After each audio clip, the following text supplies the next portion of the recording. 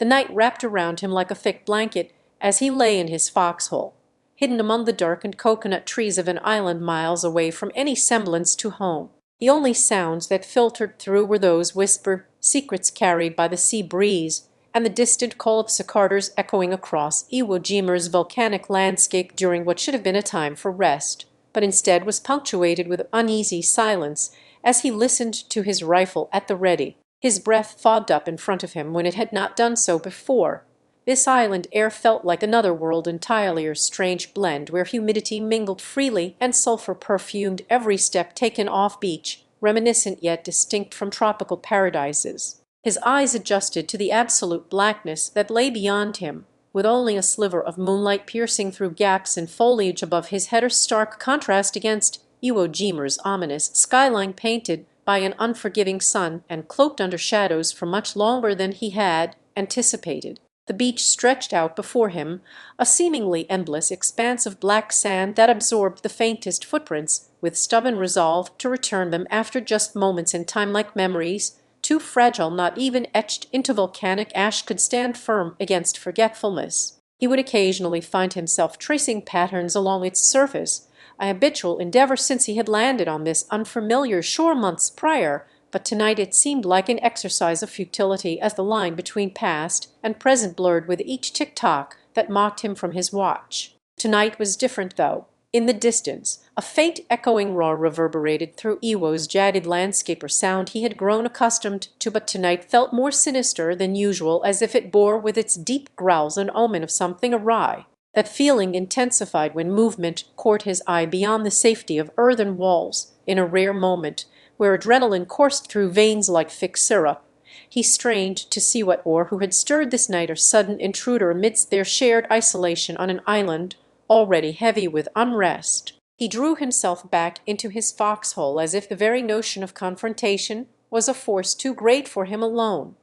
Instead, settling inward, turning thoughts to memories and dreams once felt like distant whispers now seemed just outreach within reachers vividly realistic here on this island world where he stood rooted. Yet, even as his mind wandered through the corridors of time back home with loved ones unaffected by war's cruel grasp, a pang struck deep into marrow when reality ground to halt and silence descended once more upon Iwo Jima's stillness, not just between heartbeats, but also encompassing an entire horizon where nightfall claimed dominion. The humidity pressed against him as if trying its best at squeezing out every drop of sweat, while his eyes stung from unaccustomed salt water's kiss, or constant reminder that here he was but a sojourner in an unforgiving expanse where even the air breathed with tension. And as sleep sought to claim him once more amidst this solitude brought forth by distance and war, his thoughts turned reflective upon what Iwo Jima had become, a place of hellish struggle for survival rather than a restful refuge amongst palms swaying like the sea's own melodies. The moon climbed higher into night's canvas as he lay there, its pale light dancing across his face in an eternal embrace that offered no true solace, but instead seemed to mock him with each wax and waner celestial body so vast yet felt like a mere speck of dust caught within the eye. And though it had always been here, Iwo Jima lay before him now as if never visited by human touch again. Every grain of sand beneath his boots whispered tales of lives lived and lost in this place where history was buried deep underfoot, or land so far removed from home yet bound to its people through the shared scars that time had etched upon their souls. His breaths drew deeper, slower, as he allowed himself a moment's peace within chaos. Iwo Jima stood immutable in darkness, even though it was anything but calmer testament of resilience against an unrelenting world where war waged on with no end. For sight in Chapter 2 of his journey through history and personal reflection, our soldier found himself in a world where time seemed to have folded into layers upon layers of complexity and sorrow, a place that whispered stories not just from those who had been here before him, but also the untold narratives he was now part of. This solemn ground beneath his feet hummed with memories, both foreign and familiar. They echoed through Iwo Jima's desolate beauty like a haunting lullaby that spoke to all souls weathering storms yet yearning for peaceful shores. His hands were folded atop the small of his back as he gazed upon the sea beyond, where once palm trees must have danced in harmony with gentle breezes and sunbeams, an image conjured by memories that now seemed the world away from this island's grim reality. The sky above bore witness to endless cycles of fury as he watched distant ships churning through waves, their lights like fleeting ghosts against Iwo Jima's rugged coastline. They served only as temporary reminders that the war beyond these shores raged on with relentless vigor. With each night spent in this limbo of land and sea, he found himself drawn deeper into a narrative woven by countless threads or tapestry wherein every fibre held whispers from lives interrupted too soon beneath the island's unforgiving sun. His thoughts drifted to his family back home. Images that once filled him with warmth and love now felt like distant echoes of a life he had left behind amidst chaos, their laughter fading into silence as Iwo Jima claimed more than just land but pieces of souls longing for the comforts they could no longer experience. The days stretched onward in an eerie quietude that seemed to mirror his own inner turmoil, solitude not born from choice, but imposed by necessity, as he sought refuge and reprieve amongst these hallowed grounds where silence often spoke louder than any cannon fire or battle cry. Here lay the heart of Iwo Jima's story, a place immortalized in history books, yet pulsing with stories untold that lived within every grain of sand, each rocky outcrop holding secrets about strength and survival forged through adversity or testament to mankind's enduring spirit amidst the crucible of war. One evening, under a moon so full it seemed like an answer in itself, he found himself on one of Iwo Jima's highest points, where wind met earth with unrestrained force. Here was nature reclaiming her turf, as she had always done before human hands sought to shape them into something other than what they were, an island that stood defiant against the world's upheavals. The soldier, his uniform a patchwork of experiences, both triumph and tribulation, laid himself down upon this unyielding ground with trepidation. He could feel time's weight settle over him in ways words seldom zero forever burden shared by those who had walked these paths before. As dawn broke across the horizon, it brought not just light, but a renewal of purpose that washed over his weary spirit like waves upon Iwo Jima's battered shores. He knew now more than ever what this battleground represented, a beacon for those who sought resolution in their darkest hours. In silent communion with the land, he prayed not just for himself, but also for all souls whose stories were intertwined within Iwo Jima's legacy as they fought to preserve a world that had been so cruelly torn apart by forces beyond control, or battleground where humanity's resilience was both its greatest sorrow and most profound strength. Days turned into nights, then back again without discrimination. Time seemed irrelevant in this place of eternal twilight, where history lived on through the whispers carried upon Iwo Jima's winded island that bore no name, but spoke volumes to those who dared listen closely enough and long enough. As he continued his solitary vigil, each day a chapter unto itself, within an unending narrative of pain, perseverance, and profound reflection on what it meant to be human amidst the vast expanse that was both home and battleground, or place where every sunrise brought with it hope for healing wounds deeper than skin alone. And when at last his time here came full circle back to a world beyond this chapter of Iwo Jima, the soldier would carry forward not just memories, but lessons that only such unparalleled experiences could impart, a solemn understanding as twilight deepened its hues across the horizon on that fateful day when their darkest hours were yet to come. A lone figure stood unwavering atop an embattled hill overlooking Iwo Jima's scarred landscape, or silent sentinel amidst chaos. The soldier's gaze was not just fixed upon the distant sea of uncertainty, but also inward towards his own spirit that sought solace within nature and kinship with those whose lives were irrevocably changed by warfare on sacred soil, where humanity's strength shone brightest against all odds,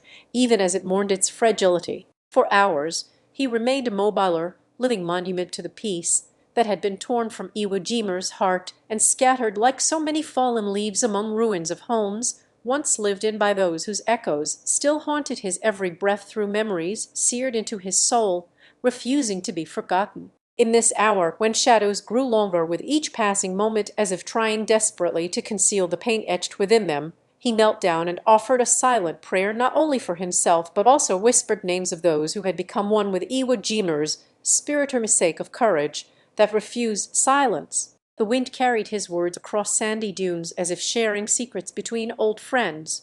The bravery of young soldiers, brothers in arms whose tales were to be told only here and now.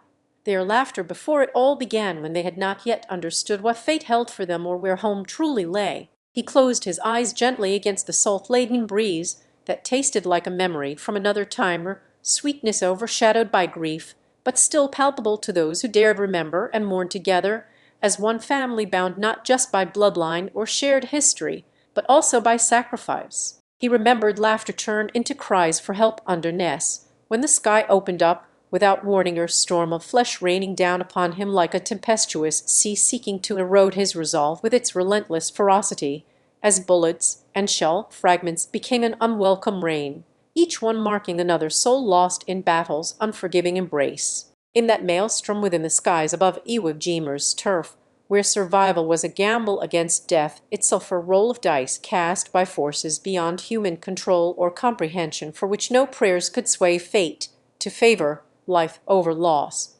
comfort over chaos. Through all this agony and heartache the soldier understood that his presence here on Iwo Jima was not just an act of duty, but a pilgrimage towards understanding, or journey across time's tempestuous sea where waves crashed with each shell fired from afar. Yet still he sought to find harmony within discord, as if every soul had its own lullaby sung amidst the cacophony around him. The land itself became his confidant and guardian of secrets. It held fast against time's corrosion with relentless resilience, sheltering beneath a canopy that whispered tales. Only those who dared listen could hear their voices entwined within each leaflet carried by the wind like echoes from an age when peace seemed as distant and elusive as stars in daylight. And so he stood sentinel still, though his body ached with every step taken upon Iwo Jima's hallowed ground, where once laughter lived, but now only silence remained, save for the memories that haunted each crevice of this island's resilient rocker land, unnamed by any name yet,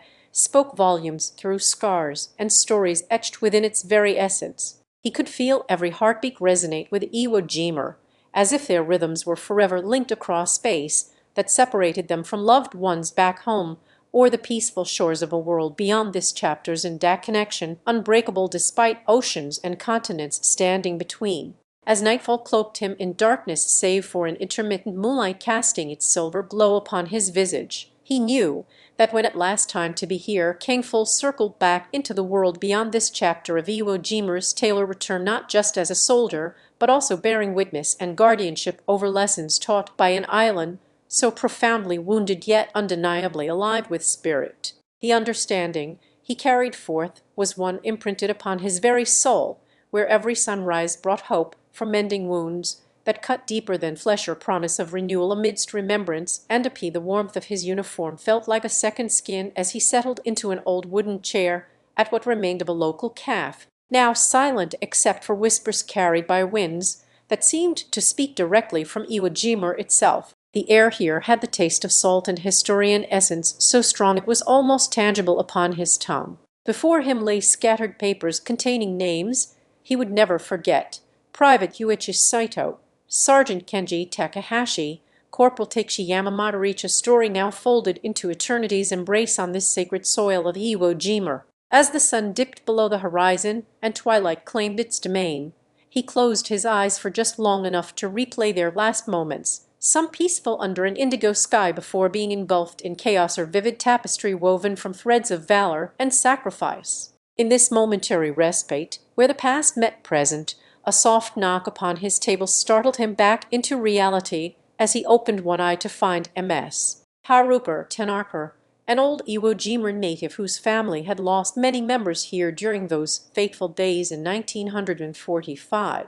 Her presence brought forth warmth and the realization that she too carried stories heavy with loss, or a lifetime of memories anchored deep within her emerald eyes. As they shared tea, reminiscing about cherry blossoms blooming back home during springtime before silence fell like a blanket over their worlds as night encroached upon daylight's last gleams in the sky above Iwo Jima's horizon, he found solace and connection. Their conversation meandered through tales of daily life pre-war time, when children laughed freely under watchful eyes turned to mischief, only moments before they were whisked away by an unseen force that would reshape their destinies forever upon these islands' sandy shores and rugged cliffs. It was a history not yet written, but lived fully within the heart of Iwo Jima testament, immortalized in every granite rock standing guard over its stories as time marched relentlessly forward from Pearl Harbor's echoes to atomic crossroads that forever altered global landscapes. Their dialogue took a turn, delving into the aftermath of liberation in Iwo Jima, slowly reclaiming nature's embrace as soldiers returned one by one like tides retreating from shores they would never see untouched again in their lifetimes. Haruka spoke softly now. Her words held a reverence for peace, and he understood the importance of honoring those who had come before him through stories or bridge across time that connected past sorrows with present hopes nestled within his heart like seeds awaiting planting on fertile ground. As night deepened its hold upon Iwo Jima, they parted ways. MS. Tanarker's gentle hand rested against the back of his wrist, a touch that spoke volumes in silence and left behind a warmth more enduring than any embrace time could steal away from their shared humanity. The storyteller within him felt an urgency to write these encounters, etching Haruka's voice into prose as if attempting to immortalize her spirit in act of remembrance that would honor the souls entwined with Iwo Jima's history and ensure their tales remained intertwined within its memory. The moon hung high above, casting a soft glow upon his writing desk, where he began scripting letters to Haruka's family, a tribute not just in name, but also as an invitation for her storytelling spirit to flourish beyond the confines of their meeting place and time. He hoped that through these words, Iwo Jima's whispers would carry on, its legacy safeguarded by those who felt its heartbeat resonate within their own, a pulse unwavering despite distances vast or years stretched thin between past and present lives intertwined with the island's soul. With each word etched onto paper, he honored not just Iwo Jima's indomitable spirit, but also pledged to return time again to carry forward tales of hope where once only darkness reigned supreme over their shared history, and humanity nestled within the heartbeat echoed in every stone on this unnamed land that spoke volumes through scars, stories etched within its very essence. The understanding he carried forth was one imprinted upon his soul, as dawn promised a new day's light to mend wounds deeper than flesh. As he set his pen down gently after completing a heartfelt letter to Haruka's family on that quiet morning, Akihiro felt an overwhelming sense of purpose settling within him, a promise made under Iwo Jima's watchful moon. The next chapter in the chronicle he had undertaken was not just about documenting history, but breathing life into its memory through storytelling and tribute.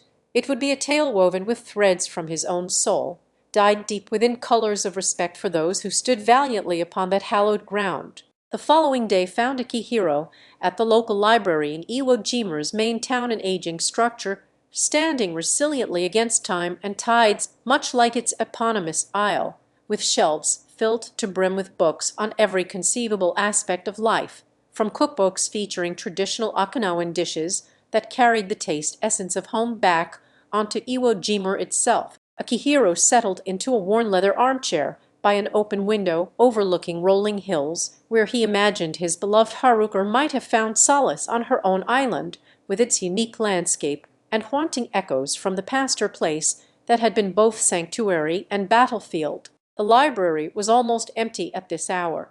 Only Akihiro remained in silent communion with history as he sought out records of Haruka's family lineage to understand their roots on Iwo Jima, a journey through dusty archives revealing stories not just her own, but generations before and after. With each document discovered was another piece of the puzzle or missing part that had never been found in Akihiro's heart until now. As he traced his family's connections to Haruka, they were intertwined with countless others who shared their fate under a foreign sky and on Iwo Jima, men whose bravery was immortalized not only by medals but through the spirits of those left behind, her legacy etched into stone monuments that stood guard over memories. As Akihiro's fingers brushed against an old photograph tucked between pages, he found himself staring at a young Haruka with eyes as bright and indomitable as his own. Her laughter seemed to echo through time when the image captured them together in happier days, or stark contrast to the war-torn visage that had come into being later. This discovery compelled him further down memory lane, where he unearthed a keepsake from Haruka's childhood home. It was an intricately carved wooden doll she'd cherished since before her departure for Iwo Jima, symbol of innocence amidst turmoil. Akihiro knew that to honor such profound history, his narrative must encompass the daily lives and culture of those who lived through unimaginable times. Thus he dedicated evenings after library hours poring over anthologies on Okinawan traditions, their music, dance, festivals like Iser where drumbeats mourned in rhythmic unity with heartache. One evening brought an unexpected visit from a local elderly veteran named Takeshi, who had heard of Akihiro's endeavor and wanted to share his own experiences. Or storyteller at the end of life's path, whose voice carried the weight of decades spent beneath Iwo Jima's azure skies. They sat on a bench by an old-growth tree, its leaves whispering secrets only known to time itself. Takeshi spoke with reverence and sorrow as he recounted tales that transcended generations, the camaraderie of brothers in arms, the resilience born from adversity. As Akihiro listened intently, his own narrative began taking shape within him like a sculpture emerging beneath layers of marble dust. Each story he gathered was another stroke on this canvas where history and human experience melded into something far greater, a tapestry that might someday be shared with the world. Akihiro's commitment led to frequent visits across Iwo Jima, from historic sites like Mount Suribachi down below him at sea level to sacred grounds where prayers and offerings were made by pilgrims seeking solace or resolution for their loved ones lost in war's unforgiving grasp. Within these hallowed spaces stood men still carrying the weight of memories, yet each visit strengthened Akihiro's resolve, and stories he gathered would serve as a bridge between then and now.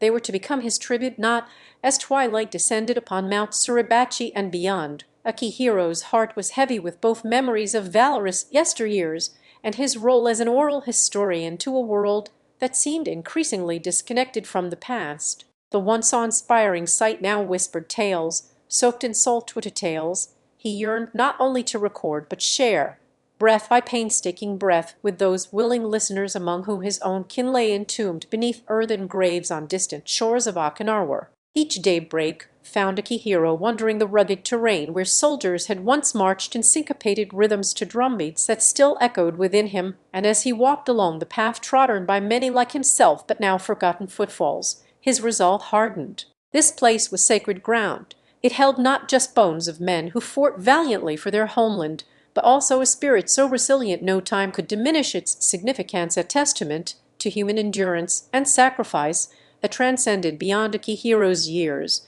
even as he felt the creeping embrace of his own mortality. Sitting on aged wooden steps leading down into Trench Alley, their narrow passage between two imposing cliffs, where many had found temporary respite from a relentless enemy, Akihiro would close his eyes and listen to tales spun by the wind through withered bamboo, as if trying to eavesdrop on conversations that never happened. He imagined voices of old soldiers discussing strategy or jests shared after long days under an unforgiving sun. Their dialogue was a mosaic crafted from fear and friendship, a bond unbroken even when fate had scattered them across the vast expanses separating Japan, America, Europe, Africa. One afternoon, while sitting by Iwo Jima's cerulean waters, Akihiro encountered an elderly woman whose face was etched with lines of sorrow and relief, a survivor who carried her own story like a lantern through the fog that life had placed between herself and complete closure. Her narrative unfurled around them as she recounted days spent in evacuation camps, nights filled not just with dreams, but also visions of loved ones left behind, each word tethering her closer to reconciliation despite years stretching into decades since the last embrace or touch. Her presence became a turning point for Akihiro's own tale-telling journey, one he felt compelled not only as an act of remembrance, but also because these stories were his penultimate gift to posterity, or legacy that needed no record other than the words carried in memory.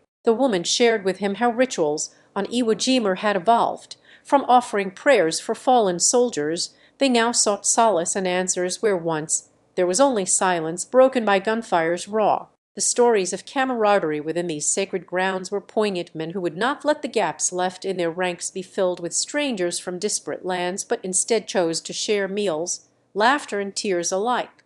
They had built a brotherhood that transcended blood ties. As Akihiro listened intently during encounters like these on his pilgrimages across the island, their stories were not just about survival or heroism in battle. but also of everyday life moments, exchanging tales over shared rice balls, comforting a comrade lost to sickness back home. Akihiro's visits grew into more frequent journeys as he continued his pilgrimage through Iwo Jima's heart-each stone path and hidden nook in the island, became chapters of an epic that Akihiro now felt compelled to share with others who had not seen this land firsthand. He found himself reciting tales once told orally. A sacred duty, he understood, was as much about honoring memory as it was rekindling connections between past and present, a bridge built from the foundation of shared human experience that spanned generations. One day, while walking through Shinafu's fields, where soldiers had stood watch for months on end against relentless adversaries beneath a sky now dotted with only stars instead of planes, Akihiro met an elderly man whose name was long forgotten, but who shared one vital peace-out letter home that he carried in his pocket. The words penned by this soldier's hand were raw and unguarded expressions of fear for family left behind. They spoke not only of the horrors faced on Iwo Jima's shores, but in a clearing where once planes had soared and soldiers stood with their rifles aimed towards an uncertain sky, Akihiro now knelt beside the elderly man whose eyes held centuries of unspoken stories. The old soldier's name was forgotten to all but himself. His presence here on Iwo Jima's quiet shores felt like a reunion across time, a meeting between those who bore witness and those seeking understanding from beyond their own era, as if the island itself conspired in this confluence of souls. The air was cool against Akihiro's cheeks. It carried whispers of sand that had once been soaked with blood, now merely danced underfoot, a mosaic memorial for those who lived and died upon these beaches, a testament to the transient nature of life itself. The old man extended his hand towards Akihiro's outstretched palm. Within it lay crumpled paper that had traveled far beyond its birthplace or letter home he carried as if it were both anchor and compass, guiding him back to the thoughts of family left behind. Amira watched from a distance with eyes like sapphires reflecting sorrow too deep for mere words. She was another pilgrim who had found her way here, not only in pursuit of stories, but also solace, or place where the echoes of war's past could soothe present wounds. She understood that every shared tale carried its own weight, like stones from an ancient temple built upon generations before their time. Each story was a brick laid by hands both calloused and tender in love for what they had endured, for life itself amidst the ruins of battle's relentless siege. As Akihiro carefully unfolded the letter, his fingers trembled against the faded handwriting as if he could summon its emotions back to their rightful place. This soldier's fear was tangible, a raw essence that reached out through time and touched upon souls who would listen. The ink bore witness not only to battles fought, but also to unspoken bonds formed between brothers in arms, where camaraderie blossomed like a defiant flower amidst the ashes of destruction, or testament that even within despair there could be found islands of hope. The letter spoke not just of lost friends and fears for those left behind, but also of quiet moments when laughter had spilled freely among soldiers, sharing tales over shared rice balls back in Tokyo. This was life's cadence amidst the discordant beat of war drums, a rhythm that pulsed with humanity's resilience. The old man would recount how he and his comrades found solace when night descended upon them, huddled around makeshift fires beneath a sky now dotted only by stars instead of aircraft. Their hearts were alike weary yet unbroken in the face of adversity that sought to sever connection. As Akihiro read on and listened intently to this soldier's tale, he felt as if time had stilled around them, both an enclave within Iwo Jima's vast silence where memories could breathe free from their own shadows of pain that stretched beyond the island. It became evident how each story was not just a reflection upon the past, but also an offering to the future. As if by recounting them aloud they were weaving threads into humanity's tapestry of fabric continually woven with new strands despite frayed edges from years of unrest. Amira approached then and together took a seat beside Akihiro. She felt the resonance between their shared purpose, as if it had always been an invisible thread binding them since they first arrived on this sacred ground, and understanding that stories were vessels for more than just facts, but rather lifeblood of communal spirit. They would carry these words back to a world far removed from Iwo Jima's shores, where the battlefields lay silent now. It was their duty, as custodians of memory and bridge builders between what had been endured here with such bravery against overwhelming odds, and those who could never truly fathom its depth. The stars twinkled overhead in agreement to this solemn assembly to share knowledge that might not alter the past, but would certainly illuminate it for others yet untouched by Iwo Jima's fiery memory. There was work ahead as they gathered more tales, honoring those who spoke and offering their own reflections born of understanding. Akihiro felt a profound connection to these stories that transcended time. It gave voice. Amira and Akihiro sat there in silence for a moment longer than necessary as they digested their purpose upon this hallowed ground where once valor had been kindled amidst smoke that no mere tale could ever hope to emulate fully without the weight of tears it bore. It was here among these silent stones whispered tales.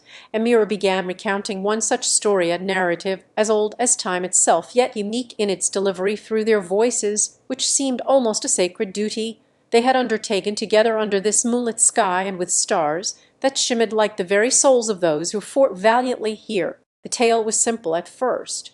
It spoke of an elderly warrior from ages past named Kaito, a name Amir remembered well because he'd once shared his own story, a narrative imbued with courage and resilience that had now transcended generations through their spoken word. She began to weave the fabric of this ancient saga around them both as Akihiro listened intently, nodding occasionally without need for interruption. Amir's voice painted pictures in his mind, a vivid portrayal where Kaito stood fearless among a sea of relentless waves under an unyielding sun. The battlefield was foreign to many who had heard the echoes, but not Akihiro, nor even far removed from Amir's heart. She spoke of alliances forged and shattered as if her very words were carving out history in time. Kaito found his kin amidst chaos. His voice was firm yet compassionate, rallying them when spirits faltered under the relentless assault from across their home islands. They fought not just against a common enemy, but for each other's survival and honor, which bound them together beyond blood ties. Amira paused to let Akihiro feel those bonds as if they were his own, feeling an ancestral pulse beneath the stories laid out before him in this night of remembrance. With every word that passed between her lips and echoed through their shared memory bank, she felt a sense of duty and obligation to honor not just Kaito's tale, but all tales interlinked with these sacred grounds. Akihiro saw the past as if it was before him now. He could feel his ancestors' heartbeats and hear the roar of cannons that had thunderously resounded decades ago, though no sound seemed to emanate from their surroundings save for a gentle breeze. As Amira's tale reached its crescendo with Kaito triumphantly leading his weary companions back home, a testament not only of survival but an ode to the unity and brotherhood found amidst adversity, Akihiro was visibly moved.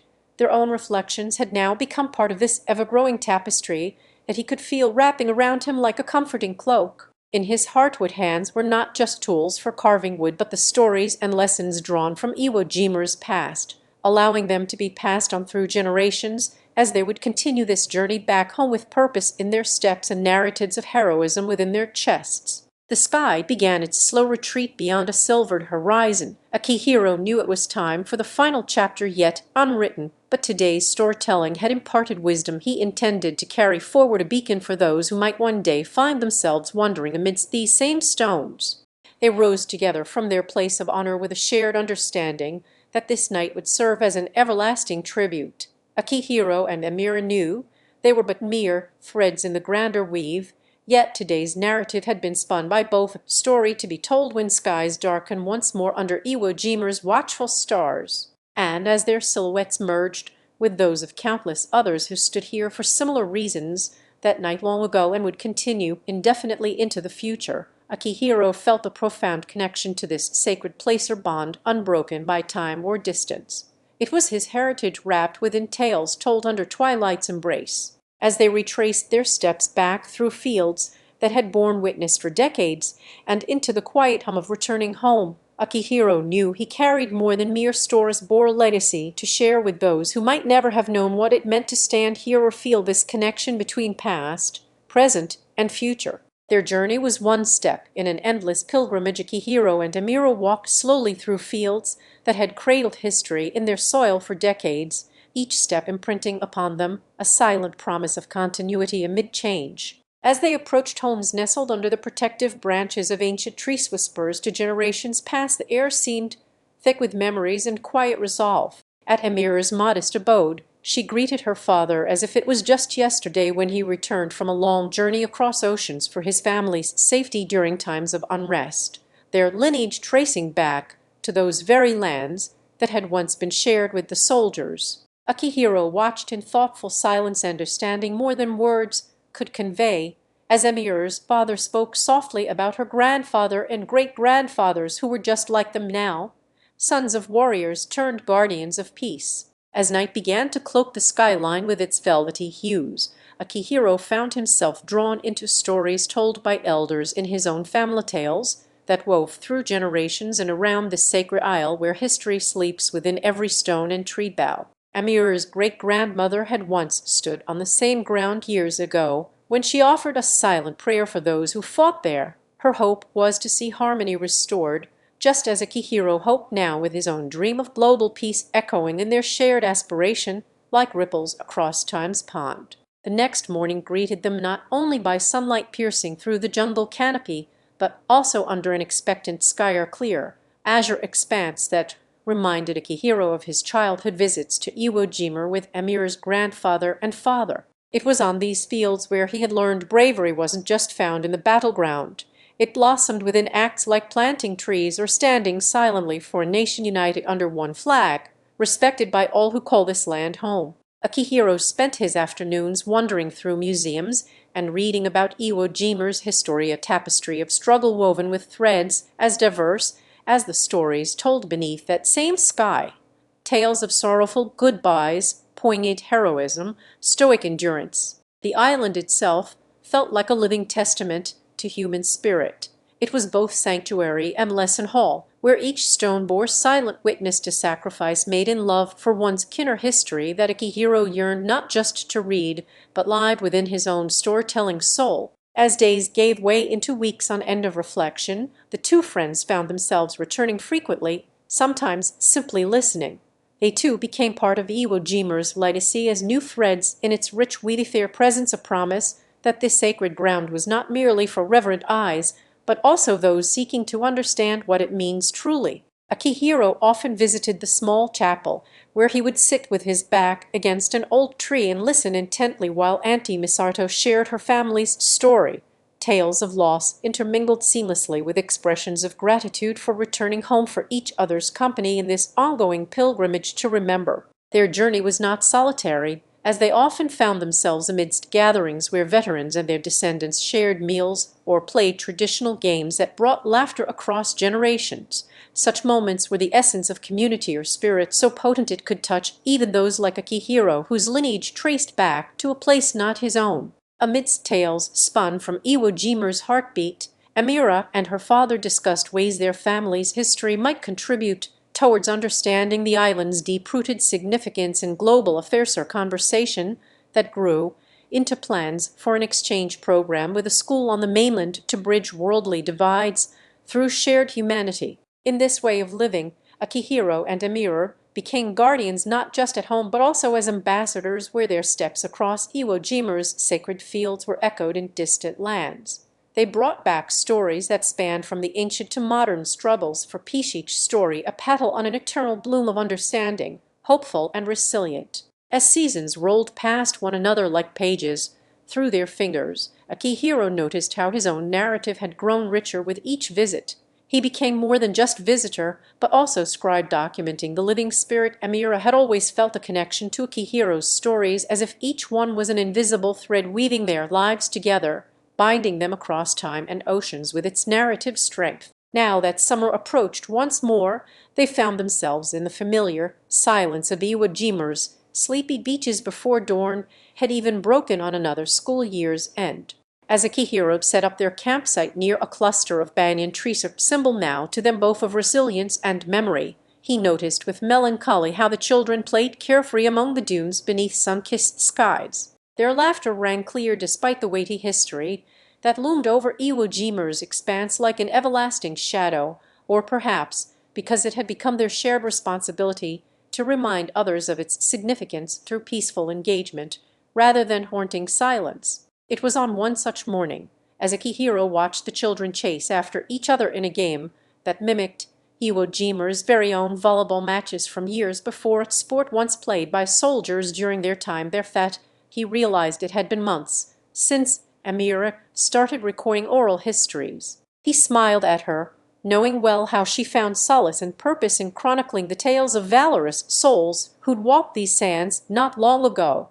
Akihiro knew that preserving their spirits was akin to safeguarding peace itself, a testament born out from heartache. "Mama is going to be proud when she hears about today," Amira said, her gaze locked on the horizon as if envisioning beyond it. Akihiro felt his own pride swelling too, for this shared mission of theirs, their small way of sowing seeds that might one day blossom into a world where understanding was not buried under knee-zero grief, but instead bloomed freely. The next step in fulfilling the plans they had set forth, Akihiro thought as he helped Amira pack their recording equipment, would be to visit schools on the mainland during winter break, or time when students' minds were most receptive and hearts could embrace stories of different cultures without fear. They envisioned classrooms where children from Iwo Jima's soil sat among peers who had never set foot there or felt its weight upon their shoulders, yet learned respect for the island through Amira's tales, or bridge formed not by stones, but woven with words and empathy that could unite souls. As they walked back to camp later that afternoon, Akihiro's thoughts turned inward once more as he considered his father's teachings on mindfulness amidst nature, how the act of being present was akin to honoring those who had passed, and homage paid through quiet contemplation and remembrance. He realized that each step taken upon Iwo Jima's sacred fields, with Amira beside him, or alone when he needed solitude for reflection, were echoes in the annals of history. They carried forward not just memories, but a promise to cultivate understanding as steadfastly as one tended a garden. The sun dipped below their shared horizon, and Akihiro felt his body growing heavy with sleep, yet buzzed from the energy he had harnessed during this chapter of life, or symphony played in hushed reverence for those who fought, loved, lost, but never succumbed to forgetting. And as they finally laid down their blankets and joined hands once more under a cloak of stars that seemed almost personal guardians overnight, Akihiro whispered his gratitude into the crisp night air. He knew tomorrow would bring new stories to tell, or listen with rapt attention to those who had become silent voices in history's great library. In their shared journey across Iwo Jima's sacred fields and through its heart, Amira and Akihiro recognized that they were not just visitors but stewards of the past, guardians tasked with weaving a tapestry richer than any before it, a narrative where each thread was an echo from ages gone by or whispers yet to come. They knew their story had only begun, and in every telling lay another chance for pieces, delicate seedlings, to grow stronger beneath sunlight that warmed them all the same with hopeful rays of potentiality, or future nurtured on foundations built upon past sacrifices where understanding could flourish. As they both dreamt within their shared blanket, Akihiro's heart swelled knowing he had a partner in this endeavor who mirrored his as dawn's first light began to paint the horizon in gentle strokes of pink and orange hues. Amira felt a serene sense of completion envelop her heart. Yet she knew that their journey was far from over, for history is not just about events past, but also those which lay ahead. Tucked safely beneath layers of blankets by Akihiro's side, they had become two souls bound in memory and purpose, as much as flesh and blood, throughout the nights whispering tales of valor on Iwo Jima, shadows that danced around them like spirits of a time not their own. Amira glanced at her companion with eyes alight with shared resolve, reflecting back his quiet determination to carry forward what they had witnessed and felt in the depths of human struggle, or love so profound it transcended even war's most harrowing ordeals. In Akihiro's presence was a kindred spirit who understood that their role as storytellers would require not just recounting tales, but living them, allowing themselves and others to feel the heartbeats of those they honored by telling truth wrapped in humanity's common thread, love for one another. The night air lingered with whispers from elders who had once walked similar paths. Their stories were not just narratives, but lifelines, pulsing through time to guide and comfort as the sun reclaimed its rightful place above them in a sky now awash with light rather than shadow. Amira could almost hear Akihiro's voice joining this chorus of shared humanity, or tender melody intertwining his past reflections on Iwo Jima's sacred fields, where history had been both cruel and noble, to the hopes he held for future generations yet unborn, but whose hearts beat in tandem with their own. within dream-forged landscapes of a world not so different from this one lay visions that Amira often saw a tapestry, where every thread was vital and vibrant, telling tales of loss interlaced with threads brighter than gold earned in remembrance rather than treasure. These were the stories she wished to tell, narratives built upon empathy, as much a weapon against forgetfulness as any blade ever drawn across Iwo Jima's beaches, or within its heart a testament that even amidst war, love and peace could find route in humanity's collective soul. And Akihiro knew he shared this vision with Amira. Together they were not merely observers, but active participants on the canvas of history themselves. With every tale spun by their lips or mind's eye aloud within earshot, a bridge was being constructed across time, a living monument, dedicated to understanding and compassion as stronghold against forgetting. As Akihiro stirred beneath Amira's touch, the shared warmth of human connection that had blossomed overnight reaffirmed their purpose in each other's company.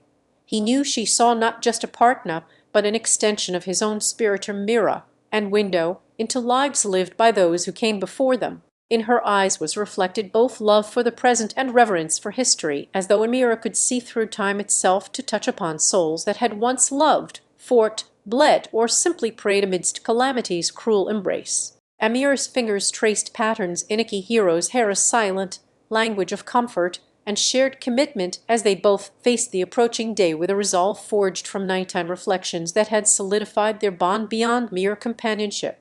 It was an unspoken covenant to honor history, not just by remembering but living its lessons. As sunlight filtered through curtains and bathed them in hues of new beginnings, Akihiro wrapped his arms around Amira, a gesture symbolizing that even as they stood on the threshold between night's revered past and day's hopeful future, their journey would continue hand in hand. They were to be custodians not just for themselves, but for all who had loved or lost amidst life's inexorable march through time, or guardian of stories that should never fade from the annals of humanity's shared experiences. With each step towards dawn, Amira felt her spirit buoyed by memories and dreamt of futures alike. A sense of purpose, as unwavering in its resolve to carry forward legacies not with solemn recitation, but through the living breath that carried their stories beyond themselves. Akihiro's whispered promises, now cradled within her heart as Amira and Akihiro stood atop a gentle hill overlooking their citadel, asleep under starlit skies. They felt an unspoken kinship with all those who had come before them in this place of deep history and even deeper heartache. The night's stillness wrapped around them like a cloak woven from the very threads of time itself. Beneath its surface lay countless tales that echoed through generations, each one as real to Amira's soul as her own love for Akihiro was tangible in their embrace. The gentle hum of crickets accompanied by distant church bells seemed like a chorus from ages past. It sang the stories not with words, but feelings, fragile hopes, and resilient spirits that had weathered life's trials to love's unyielding strength, their echoes now fading into history. Amira closed her eyes for just a moment longer before opening them again on Akihiro. His presence beside her provided comfort not because of the warmth he offered, but due to shared understanding that this city and its people had endured hardships much like any lover's journey, filled with light, darkness, pain, joy. As dawn approached, they began their day knowing full well it was more than a mere progression from night into morning. For Amira, today marked the first anniversary of her grandmother's passing. A memory came to life in her heart as she thought about how much her own mother had resembled this sitter, resilient, yet tender with age and weariness underlaid by wisdom garnered through countless seasons lived at its side. A silent guardian that watched over the family's joys and sorrows. They decided upon walking to their destination, allowing themselves time not just for sightseeing but also reflection on what it meant to carry forward memories of those who had loved deeply in times past, or commitment made tangible with each step they took together along cobbled pathways that seemed almost timeless. Their journey led them through streets lined with shops, still open against the night's waning, where artisans shared tales as old and beautifully wrought objects, told stories of their own creation, or testament to humanity's ability to endure and create beauty amidst hardship. At one point on this journey was a small park that Amira remembered fondly from her childhood days, where she had played with friends under the watchful eye of an ancient oak tree. Even now, as it stood silent sentinel over empty benches beneath its sprawling branches, felt like stepping into another era. Akihiro listened attentively while he sat for a moment, not because Emira needed company, but rather to feel her grandmother's presence once more, and in doing so found his own connection with the past strengthened as well. "This place seems untouched by time," said Akihiro thoughtfully. "It reminds us how love is a constanter thread that weaves through our lives like these vines around this tree." Amira smiled, her thoughts drifting to stories of ancestors who had fallen in wars and lovers separated by distance, but never broken apart at heart.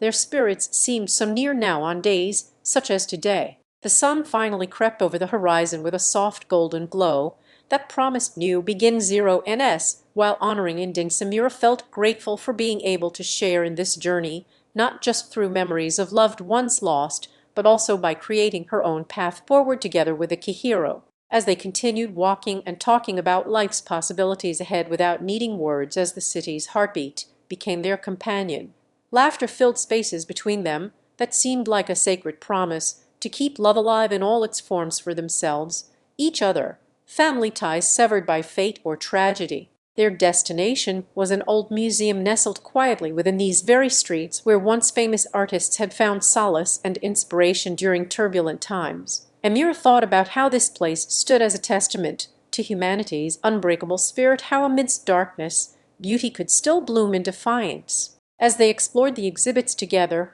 while Akihiro tenderly touched her arm from time to time with reassuring strokes, Amira knew that their love was more than just about them, but extended into a legacy beyond themselves, which included all who had loved deeply or lost dearly, guardian of stories for future generations. As evening approached, they returned home under the soft glows emanating from street lamps reflecting off glass facades.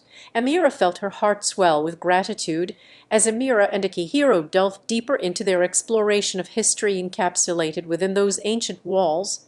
They found themselves before a grand painting that seemed to capture not just an artist's vision, but also the essence of shared human experience. The canvas held nothing less than what some might call the pinnacle of artistic achievement. Yet it was clear this masterpiece did more. It spoke directly into their souls, stirring emotions they had long kept at bay from a world that often felt too vast and indifferent to hold them. The painting depicted an ordinary room with four figures seated around the fireplace. Each face mirrored Amir's own features and youthful vigor, but also bore traces of wisdom acquired through life's trials, just as Akihiro had his grandmother portrayed by a distant cousin. It was eerily familiar, their stories intertwined within this shared tableau from centuries ago. The laughter and companionship emanating warmth against cold stone walls seemed to transcend time itself. Amidst their silent communion with history, they stumbled upon an inscription on a plaque below the painting, or name etched in fading letters, Yuner. Curiosity piqued as Akihiro leaned closer, tracing his finger over the script that seemed to resonate not just with Amir's touch but also her heartbeat. With an involuntary gasp, she felt a shiver cascade down her spine when realization dawned. The name was identical to hers, only one letter differed between them at birth, M.A. "This is no coincidence," Amira whispered against the backdrop of hushed tones and subdued murmurs from fellow museum patrons. Her voice, a mere thread in this tapestry woven with artistry and antiquity that surrounded her now. It was as if fate itself had led them here to uncover something more profound than just an old masterpiece, a legacy of sorts entwined within their own bloodlines. Within the museum's quiet sanctum, they decided then and there, not only were these stories etched in oils, but also lived on through generations like echoes across time. Amira looked into Akihiro's eyes, a mirror to her soul that reflected understanding far deeper than friendship. It was as though their destinies had always been interlaced, an unspoken bond now brought forth by the threads of history they were discovering together. Their fingers brushed lightly across each other's skin before Akihiro led Amira towards a series of sculptures that told tales not just in stone, but also within their very bones. Or dance frozen between strength and vulnerability, an eternal love story set to the rhythm of life itself. Each piece seemed crafted with deliberate intent. Though they were from different epochs, there was harmony here, as if every sculpture played a note in Akihiro's grand symphony for Amir's heart, a melody that spoke directly into their souls without words, but only through the universal language of art. As twilight encroached upon daylight and shadows began to stretch across museum floors, they found themselves before a tapestry depicting an ancient harvest festival, where people from all walks of life were united in celebration or stark contrast against their own world's division. It was then that Emir realized this place had always been more than just the repository for art.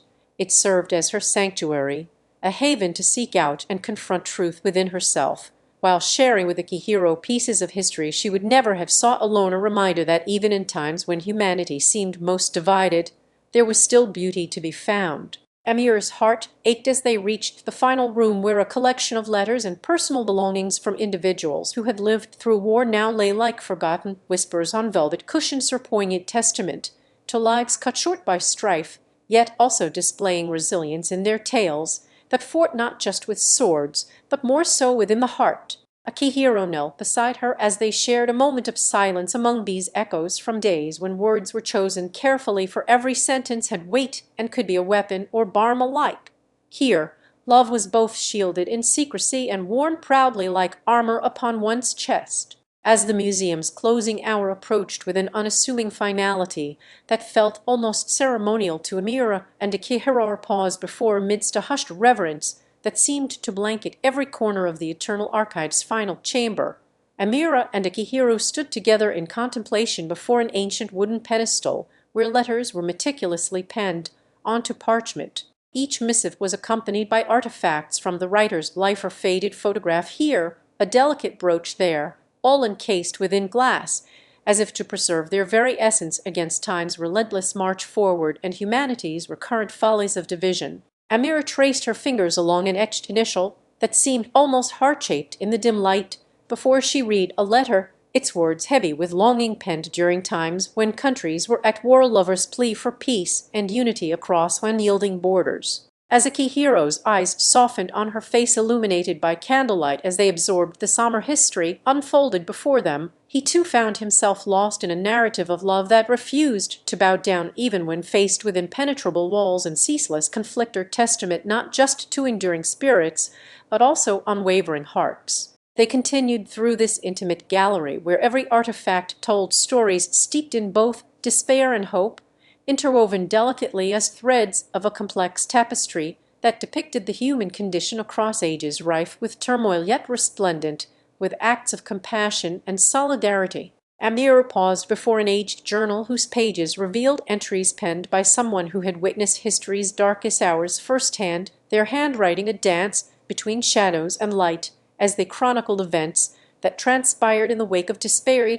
Within these lines lay evidence of humanity's unbreakable resolve to seek solace amidst chaos. Akihiro leaned closer when he discovered an old radio, its frequencies tuned not just across stations but through time as well. Voices from decades past spoke in crackles and whispers that resonated with tales of resilience during power blackouts, times without the luxury for sleep or solace. And though his voice wavered slightly under Amir's gaze, he read aloud a broadcast message exchanged between secret lovers who defied tyranny by sharing words laced with dreams and aspirations that transcended their era's cruelty, a reminder of the power inherent in connection despite oppression. As they journeyed deeper into this repository, Amira found a wooden box adorned with carvings depicting seasons changing from spring to winter's grass within intricate patterns. It contained trinkets that belonged together and had traveled through the hands of generations, each item representing love shared in moments as ephemeral yet profoundly impactful. Here, an heirloom watch ticked away time not just on its face, but also echoed heartbeats across distances unimaginable. A young soldier's mother had given it to him with the hope that his return would be swift and certain, an enduring symbol of love's immortality. In these moments, as Amira shared stories whispered through generations encapsulated within the Eternal Archive, Akihiro felt himself drawn into a vortex where past sorrows were acknowledged with reverence, yet coupled by the perennial hope that humanity could heal its fractures. They reflected upon an ancient scroll containing wisdom offered as guidance from sages of older compendiums, suggesting ways to bridge divides and mend wounds, wrought not just on battlefields, but within souls, urging understanding over animosity with a language timeless enough for all ages yet uniquely poignant in its message. They arrived at the final exhibit, where an artist's canvases painted scenes of conflict, that were as vivid and haunting as they were beautiful or visual dialectic between artistry's ability to evoke pain while simultaneously offering a cathartic release for those who bore witness or had been touched by strife. Amira let her eyes caress the strokes, feeling an empathetic thread connect with each depicted scene wherein she could sense their echoing silence, screams, and unfulfilled longings or mistake of human yearning that transcended time's linear progression in its resonance. As they absorbed these final chapters, a newfound understanding began to bud within Emir's heart, the realization that despite art being born from suffering and pain, it also served as an act of defiance against despotism. Akihiro and Amira stood side by side in front of a canvas that depicted two lovers separated at war, with their hands reaching across an invisible divide as if to bridge not just physical distances, but also emotional rifts caused by conflict. They felt the weight of history pressing down on them. The painting was titled Harmony Amidst Dissonance, and it seemed almost paradoxical in its portrayal of lovers' faces etched with sorrow, yet their eyes held a spark that defied despair. "Do you feel the depth of their yearning?" whispered Akihiro to Amira, his voice barely audible over the hushed reverence shared by all who came here in search of understanding and solace from history's relentless march forward. Amira nodded slowly as she traced her fingertips along a jagged line that cut through an otherwise peaceful landscape, symbolizing not just the separation, but also hope, a fragile thread woven with determination to hold on. It reminded Akihiro of his grandmother's stories about enduring love in times where communication was scarce and journeys were perilous treks through unknown territories, yet her spirit remained unbroken by distance or despair. "They say that art is imitation," Amira mused softly as she studied the canvas more intently. "But it's also transcendence, a way for us to grasp at healing when reality seems so elusive." The silence stretched between them like a comforting blanket woven from threads of past and present, and within this fabric lay their shared journey through the museum. That day, thread by delicate thread, they had traversed exhibits chronicling moments where art became an act of rebellion against division or silent yet profound defiance to history's darkest chapters, when words failed, but images spoke volumes. Akihiro felt a gentle touch on his arm, and he turned to see Amira leaning in with her eyes reflecting the vibrancy and tumult of paintings that whispered tales from across time. Or soldier's last stand, painted not just as an act of defiance, but also one of profound love for country, yet another aspect deeply woven into human nature. She pointed to a canvas where shadows seemed almost palpable, the figures within them barely distinguishable by body or face. It was their expression, or mix of resolve and fear, that mirrored Akihiro's own complex feelings about war's inevitability, yet his hope for peace as an eternal possibility. The two visitors found themselves drawn to a series titled Echoes of Silence. Here, the artworks depicted scenes where voices remained unheard until now. It was not just what these silent witnesses endured, but how their silenced screams resonated through time and space, or chorus that demanded acknowledgement. Akihiro felt his grandmother's voice in those echoed sighs, a reminder of the resilience embedded within him to face history with both eyes open and compassion for all sides involved. Amidst these poignant reflections stood Whispers from Within, an exhibit where visitors were invited not just to observe, but also reflect upon their personal journeys through conflict's aftermath. A canvas within a painting showing the fractured yet hopeful faces of those on both sides, intertwined in complex patterns that suggested understanding and shared humanity. As they neared the bridge, Akihiro remarked to Amira with newfound clarity, "This bridge we've been building within us, it's not just an escape from the past, but a way forward." It was here on this final canvas, where pain met beauty in delicate strokes of color and light, that mended wounds as much physical as psychological. "The brushstrokes are like whispers," Amira observed tenderly, whispering promises to the heart from another time. The painting was titled Resilience, a testament not just to survival,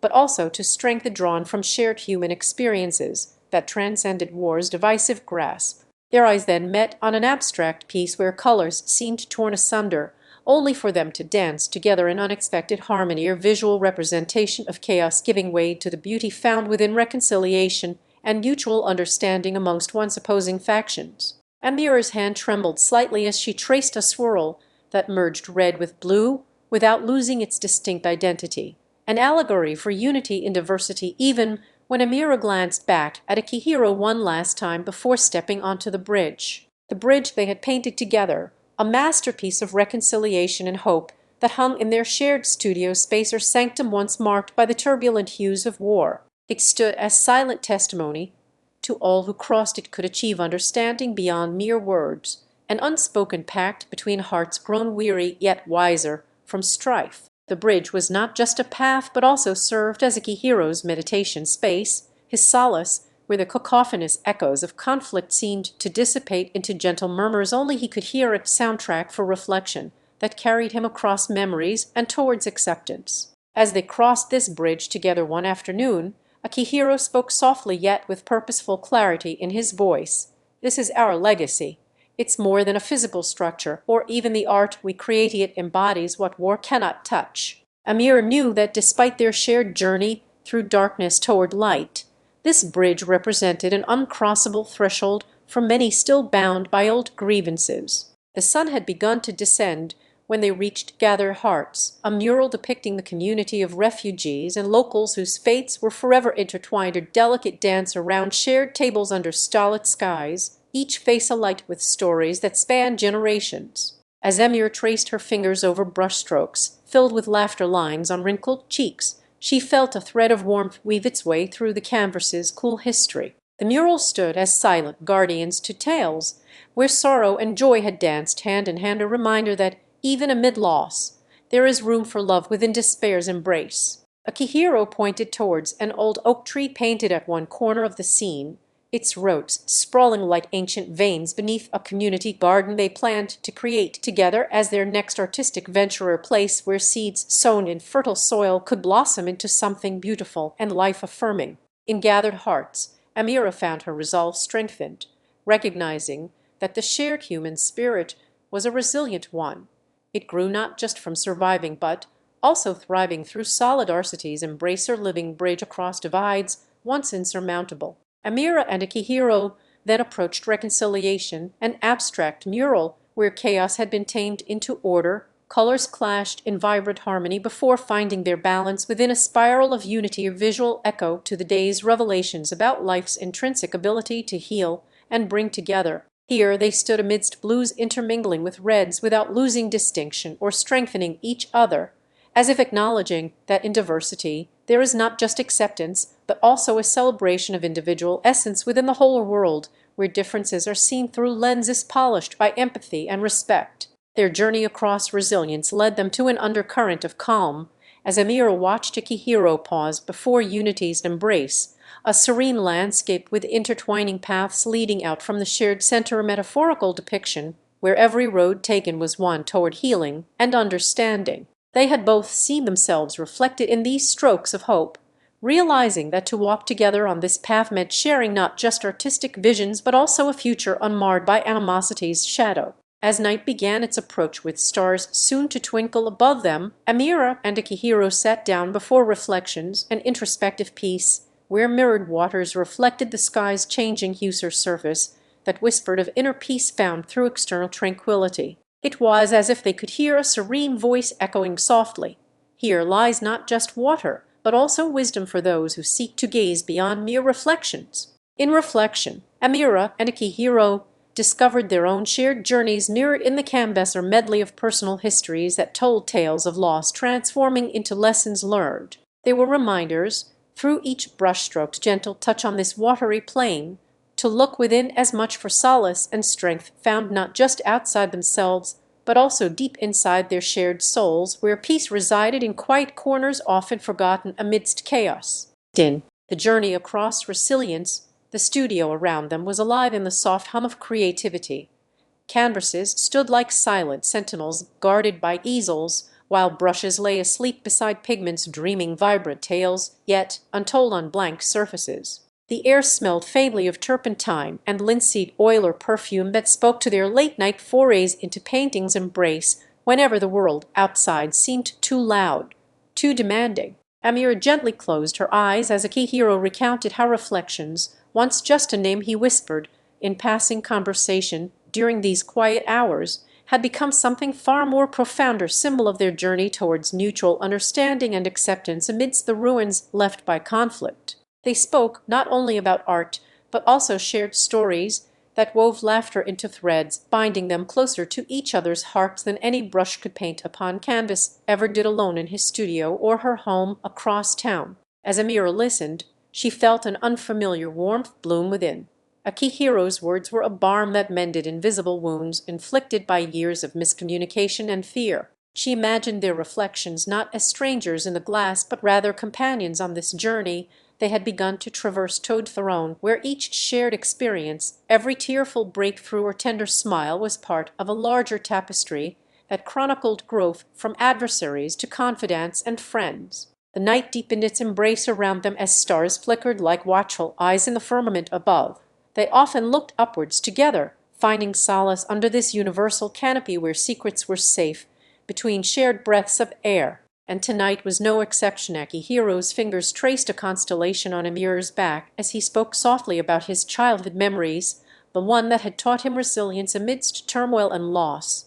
She listened with rapt attention, her heart swelling at tales of endurance when times were bleakest. Resilience, Akihiro mused as he rose from beside Amir's chair to stand before their work or canvas that bore the essence of reflections. It was a piece they had created side by side, capturing not only each other's likeness but also encapsulating moments where strength emerged triumphant over sorrow. The water upon which resilience lay seemed almost to pulse with life as Amira traced the outline with her fingers. Gentle curve of its surface spoke volumes more than words ever could about their parallel struggles, individual and collective alike, against unseen storms that sought to drown them in despair. Amir's gaze drifted towards a corner where they had once carved small wooden figurines representing hope tokens of the past when laughter was just beyond their reach but always on borrowed time from brighter tomorrows yet unexplored together. She imagined these figures dancing in silent camaraderie, echoing through history with steps choreographed by friendship and forgiveness that they now both held close to their beating hearts against the drumming pulse of reconciliation's promise. Their hands found each other across a space where once stood only distance, their tactile whisper between souls healing over shared pains, transforming scars into stories inked with colors not just bright but soulful and sincere. As Amira reached out to touch Akihiro's hand resting on the table beside her own, their fingertips barely brushed before she felt a shiver of understanding that something profound had been passing between them. Through this simple action or silent acknowledgement, they no longer stood alone in facing life's unpredictable tempests. Amira turned back to the canvas and watched as Akihiro's eyes, reflective pools mirroring her own internal gaze upon resilience, flickered with a light that seemed newly kindled within him. An ember of the gentle hum of life in Hiroshima found a harmonious echo within Amira and Akihiro as they sat together beneath an ancient cherry blossom tree that had witnessed countless farewells, but none so poignant as their own at this very moment. The delicate pink petals around them seemed to whisper tales of renewal, or fitting backdrop for two souls entwined in the tender embrace of healing and newfound strength after years apart, now reuniting amidst a city that bore silent testament to their own personal rebirths. As they shared stories from home across cups cradled by steaming hands which had learned well how to mend the fabric between fractured hearts and shattered dreams with threads of forgiveness woven through time, its fair laughter began as a tentative staccato, growing steadily louder like waves on distant shores. Amira recounted tales from her childhood spent by seaside cliffs that stretched to touch the sky, and Akihiro painted pictures with words of landscapes dotted with snow-capped mountains under expansive skies, their voices merging into a symphony against which even time seemed momentarily still. Their conversation meandered through memories like rivers that had carved canyons in the landscape between them, deep and broad enough to hold entire ecosystems of shared experiences within its banks. They spoke not only of what was, but also dreamt aloud, their aspirations unfolding into plans drawn on napkins, scrawled with hopeful haste, as if each idea planted here would bloom eternally in the garden they were cultivating together by this very tabletop or mosaic, where every tile represented a possibility and promise of shared tomorrows. The sun, now but an ember on its way to retire beyond Hiroshima's horizon, lent them warmth that seemed almost otherworldly as they stood from their seats together for the first time in years, their steps tentative yet growing more assured with each passing moment, like saplings finding roots. Amira led Akihiro towards a small park where swings and slides had been idle witnesses to endless summers, but now were set alive once again by two hands that found harmony within the grasp of their toucher dance, not choreographed nor scripted, yet profoundly understood between them. As twilight began its ascent into night's embrace, and lantern light flickered to life in Hiroshima's heart, Amira wrapped her arms around Akihiro just a little tighter than necessary and anchored against the sea of change they were about to sail through. They shared dreams not with words, but with eyes that held each other's future as if it had always been their own private domain, and whispered promises into one another's heart like tender petals falling upon fertile ground, promising growth in a city where history hummed beneath the veneer of tranquility. Amira felt her pulse syncopate with Akihiro's as they strolled arm in arm along Hiroshima's timeless streets, silent guardians against any spectres that might seek to disrupt their serenity, for in each other's presence lay a shield stronger than the most steadfast stone. The air was thick with shared histories and silent pledges as they passed monuments of memory standing tall like sentinels, honoring both past sorrows and present joy, each breath drawing strength from unity rather than sorrowful recollection,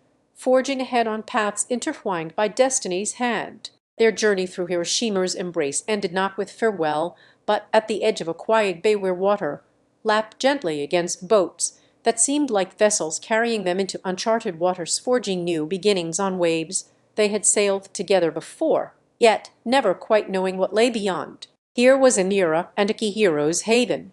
Their ship docked with a future painted in the hues of dawn's first light that kissed upon calm seas, whispered to beckon forth.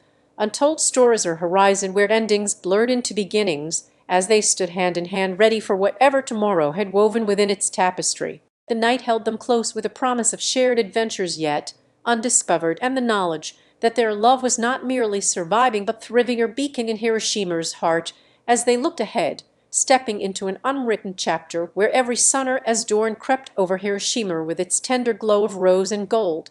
Amira wrapped her arms around Akihiro's waist, their fingers entwined like roots seeking water in parched soil. The warmth spread through their bodies as they stood hand in hand on the weathered wooden dock that marked both an end to one journey and a gentle beginning for another, its very essence woven with tales of survival against all odds, or testament not just to those who lived but also in memory. They watched together as seagulls danced upon the breeze above them.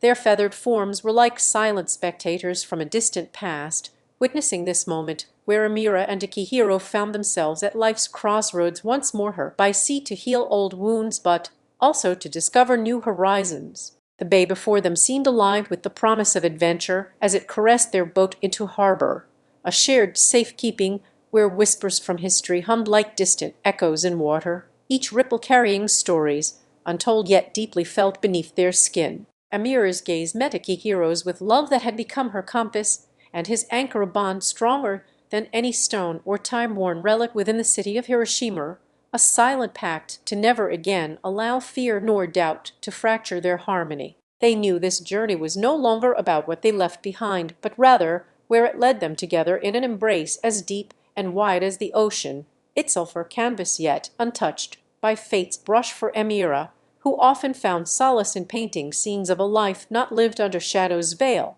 as their vessel bobbed gently into dockside security, they ventured down to explore cafes with tables where locals shared whispers and laughter, a backdrop against which tales could be woven anew without the weighty threads of sorrow that once bound them too closely. They found a quaint little nook by the water's edge.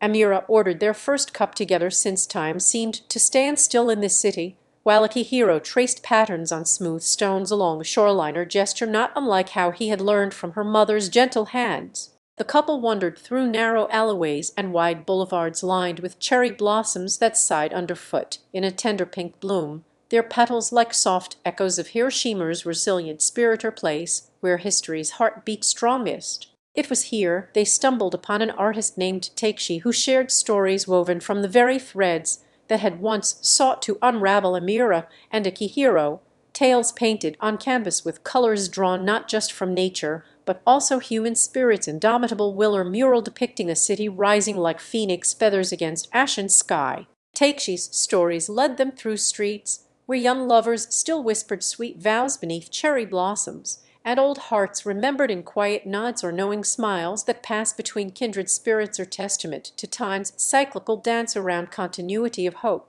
In the warmth shared over bowls of miso soup served by an elderly woman with eyes reflecting centuries of unwavering gazes, Amira felt a sense of belonging not just in Hiroshima, but perhaps also within her sulphur place, where each spoonful was seasoned with memories and every taste tasted like freedom. As evening approached, the couple found themselves atop Mount Yasser overlooking the city they had come to know as both home and haven. A setting sun painted their silhouettes in hues of amber dreams against skies ablaze, or final embrace before nightfall's chorus began. They spoke softly, words meandering between them like gentle waves upon shore's edge, not speaking but rather understanding that each shared silence was a dialogue all its own. Here in the twilight of their day they stood wrapped together as one, or unity forged by love's patient craftsmanship. Within this sacred space high above Hiroshima's heartbeat lay reflections on what had passed and possibilities yet to commend, unspoken understanding that every sunrise was a chance anew, each day but another verse in their shared epic poem of life, where they were no longer just survivors. As the stars blinked awake above them, like watchful guardians over dreams not why, as Amira and her companions stood hand in hand on Mount Yasser's sacred summit, they felt as though time had folded upon itself to grant them this momentum where every breath seemed pregnant with history's whispers and love's promises alike. The last ray of sunlight kissed their skin like the gentle touch of a benevolent spirit before retreating beyond sight, leaving behind nothing but twilight dreams painted in indigo hues across an azure sky or canvas for nightly reveries to unfold. The cool air enveloped them with its brisk caress as they turned back from the summit and began descending towards their humble abode nestled amongst Hiroshima's ancient streets, where stories of love had been told since time immemorial, or testament to resilience that echoed through generations. As Amira clutched her companion's hand tighter with each step downward, she felt the same comforting assurance in their shared journey as when they first met beneath an umbrella of cherry blossoms on a day where history had chosen to weep pink tears for lost ones and silent prayers alike.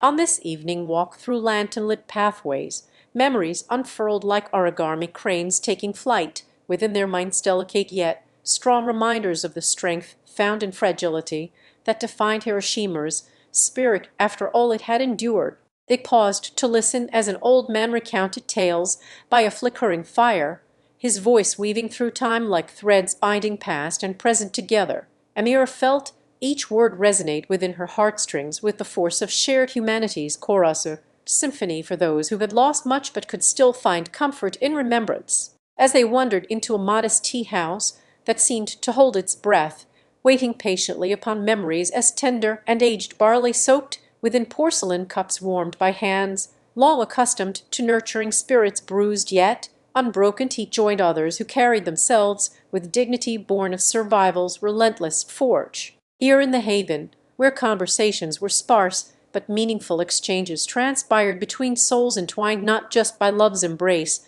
but also bound together as if through shared tears, and laughter had become a crucible from which new beginnings could be molded, an alchemy of compassion that transformed sorrow into hope. Amira found herself drawn to an elderly woman who sat alone, her eyes holding the weight of witnessing too much yet never ceasing in their gaze upon young faces, seeking solace and understanding amidst a sea of questions unanswered by history's relentless march forward, a testament that even when darkness shrouded all things known before sun or zero, as Amira approached, the old woman gently smiled at her presence with eyes reflecting centuries of silent witnesses to joy and grief alike.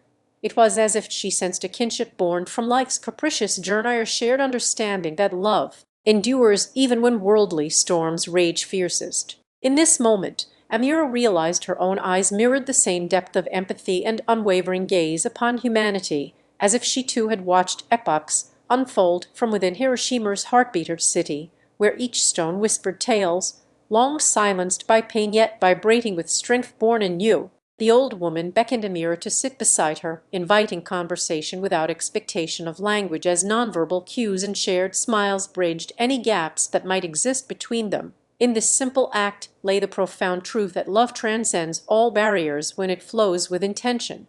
As they sipped their steaming teas together like kindred spirits sharing warmth, Amira felt an overwhelming sense of belonging not just within Hiroshima's embrace, but also in herself, as though she had always been the one to carry this city's soul upon her shoulders, her burden lovingly shouldered through generations past and present. Time wove itself around them like a tapestry, its threads both vibrant with colors of hope yet somberly darkened by moments when survival meant simply existing rather than truly living.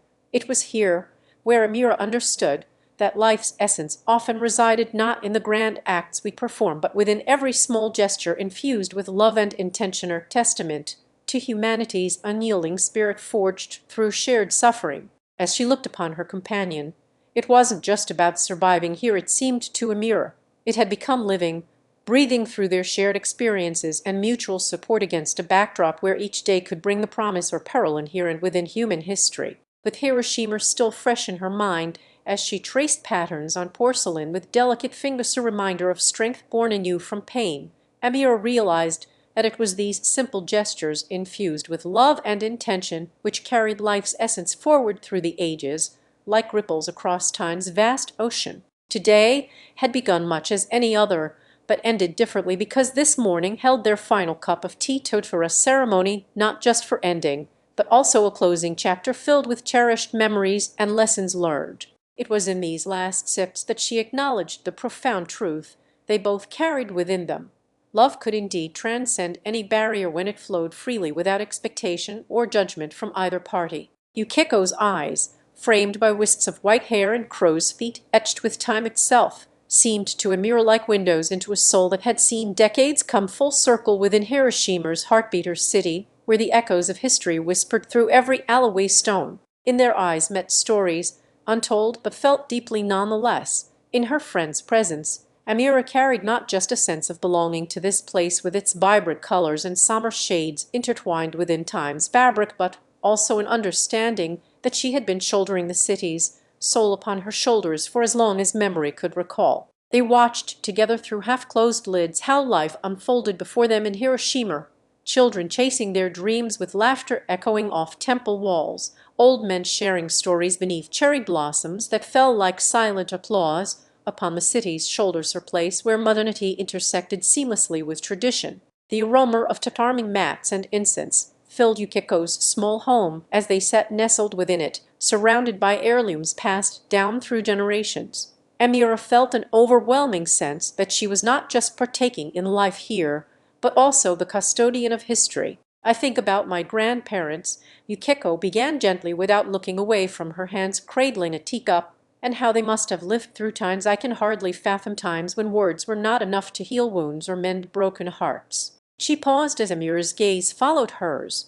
Together they shared the weight of this city's past. The stories told by Yukiko painted vivid pictures that danced around them like shadows at dusk, casting both light and darkness upon their understanding of life here within Hiroshima Place, where survival meant simply existing rather than truly living, but also a testament to the resilience forged through shared human suffering. As they finished their tea with quiet reverence that only comes from moments spent in genuine communion, Amira sensed an ending not of farewells or goodbyes, but as if this chapter and all prior ones had been but a prelude to something unwritten yet beautifully awaiting. They knew it was time for Yukiko's return journey back into the embrace of her family. However, Amira felt that their shared bond would remain steadfast within these walls, her testament not just to friendship and love endured, but a promise whispered by this sacred city itself, no matter what life held in store beyond its horizon-ready gates. As she helped Yukiko with the tea set, placing it gently back upon their shared table between them like an offering of gratitude for memories cherished, Amira knew that tomorrow would bring new stories to weave into Hiroshima's heartbeat and her own journey within its timeless embrace. It was in these last moments, amidst the soft rustle of tissues folding neatly back as twilight painted Hiroshima in hues of gold and purple, that evening Amira found herself enveloped by an atmosphere both somber and serene, a fitting backdrop for reflections on life's fragility and strength within a city known as much for its history of devastation as it was for the indomitable spirit of its people. The day had been long, yet Amira felt each step along Hiroshima's ancient streets carried her deeper into understanding not only Yukiko's journey but also that of herself and their shared bond with this city etched so deeply in history. The pair stood at the edge of a bomb dome, a haunting relic standing as silent witness to one of humanity's darkest hours, yet somehow embodying hope through its preservation, or stark reminder that even from destruction can spring forth growth and renewal. Amira shared with Yukiko stories told by the elders about Hiroshima's rebirth, where once ravaged landscapes now bloomed anew each year during cherry blossom season, are testament to life's cycle of endurance and revival. They both knew that despite what lay beyond their beloved city's horizon, the memories forged here in its heart would forever define them as much as they defined Hiroshima itself. Inside a small cafe, famed for serving hibiscus tea, Amira watched Yukiko with fond eyes as she handed over her precious cup to be washed by gentle hands, the steam carrying whispers of shared laughter and tears that had traversed their lips together time and again. As they savored these last sips amidst a sea of quiet conversations in Hiroshima's intimate dining scene,